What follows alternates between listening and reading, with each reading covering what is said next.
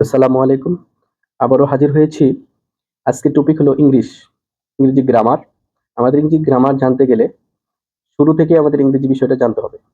আসলেই ইংলিশ একটা international language ভাষা। আমরা এটাকে শিখতে গেলে শুরু থেকেই শেখার চেষ্টা করব। আজকে আমরা ইংলিশ টপিকের সাবজেক্ট এবং প্রেডিকেট নিয়ে আলোচনা করব। একটা বাক্যের প্রধান পাঠ অংশ হলো সাবজেক্ট এবং প্রেডিকেট। সাবজেক্ট কাকে বলে? আমরা যদি বলি সাবজেক্ট বলতে আমি কি বুঝি? একটি সেন্টেন্সে যার সম্পর্কে কোনো কিছু বলা হয় বা যে কোনো কিছু করে তাকে সাবজেক্ট বা ডুয়ার অফ দি অ্যাকশন বলে। আমি আবার বলি, একটি সেন্টেন্সে যার সম্পর্কে কোনো কিছু বলা হয় বা যে কোনো কিছু করে তাকেই সাবজেক্ট বা ডুয়ার অফ দি অ্যাকশন বলে। এক্সাম্পলের মধ্যে আমরা যদি বিষয়টা জানি, যেমন he eats rice, eats rice, সে ভাত খায়।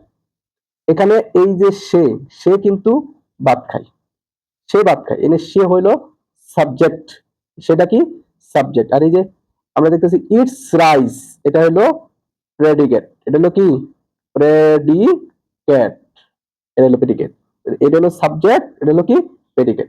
আমরা সাবজেক্ট এবং প্রেডিকেট, যেরকম আমি যদি বলি রহিম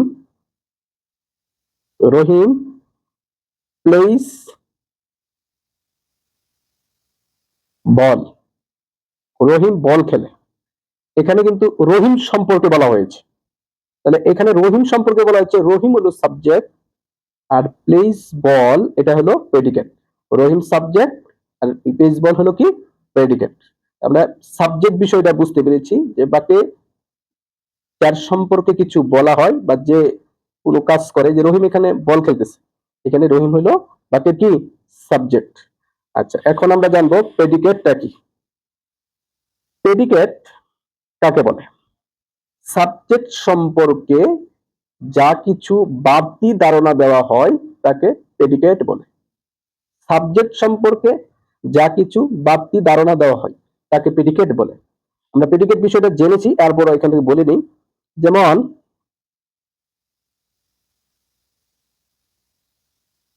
honesty is the best policy, best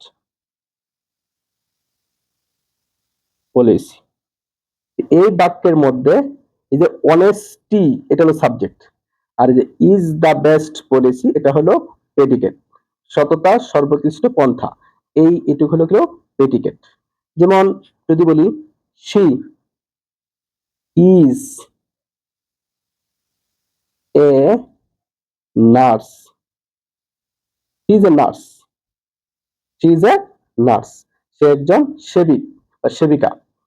এখানে যে ইজ এ নার্স এইটুকু হলো প্রেডিকেট, মানে তার সম্পর্কে বাড়তি, সে কি সে নার্স, এই বাড়তি কথাটাই এখানে প্রেডিকেট হিসাবে অন্তর্ভুক্ত হয়েছে। নার্স, সে কি নার্স, এটা হলো প্রেডিকেট।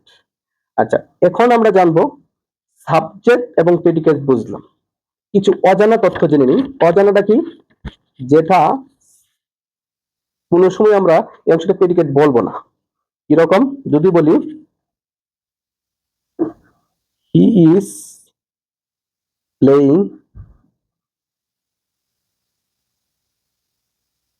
প্লেইং বল ইন দা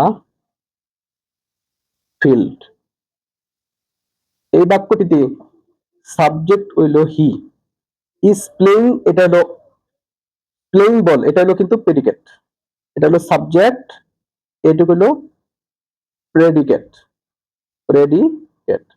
তাহলে এই অংশটুকু কি বলতে পারি?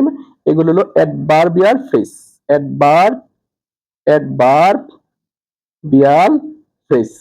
তাহলে এই অংশটুকু আমরা কোনো সময় প্রেডিকেট বলতে পারবো না, কারণ এটাই আমেরিকান এবং ব্রিটিশ এর কনসেপ্ট অনুযায়ী অ্যাডভার বা অ্যাডভার্বিয়াল ফ্রেজকে প্রেডিকেট বলা যাবে না বা প্রেডিকেটের অন্তর্ভুক্ত করা যাবে না বা অন্তর্ভুক্ত করা হয় না। এই ক্ষেত্রে আমরা বুঝলাম কি যে অ্যাডভার্ব ও অ্যাডভার্বিয়াল ফ্রেজ এই অংশটুকু কোনো সময় প্রেডিকেটের অন্তর্ভুক্ত হবে না, এটাই আমরা জানলাম। আজকে আমরা আর একটু অজানা কথা জানি যে একটি সেন্টেন্সের মেজর বা পার্ট অংশ সাবজেক্ট এবং প্রেডিকেট।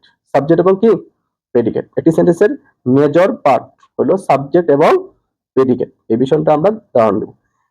আজকে এই পর্যন্ত।